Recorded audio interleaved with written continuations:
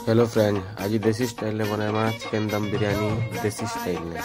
Fast हांडी उठनावा, तापर chicken दीदावा, तापर सॉल्ट टी पकावा, तापर हल्दी powder, lemon powder, ginger garlic और एक बार लेमन। उसके बाद ऑयल दी किना तापर धनिया पत्तर पुदीना पत्तर दी टिके भाजी देवा। टिके भाजी सारला पर देखी गुण मसला सब गुण मसला धनिया पाउडर, जीरा पाउडर, मिक्स पाउडर सब डाली करी तापर खड़ा मसला पका जावा। तार ऊपर खड़ा मसला पड़ी सारा पर अनियन पड़वा।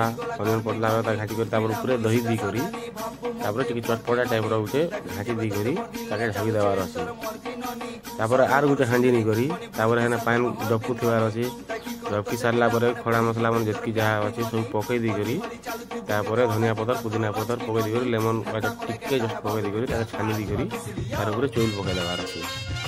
चौल पकई सारा पर बिरयानी जमी सजा जासी काजू काजू दी सब काजू फाजू सजाई प्रिपेरेसन करा रेडी करा दम लगी दम पानी टे दरकार बिरयानी केनता दिशुचे खावा लगी रेडी। वीडियो को लाइक करो, गोटे कमेंट करो, शेयर करो।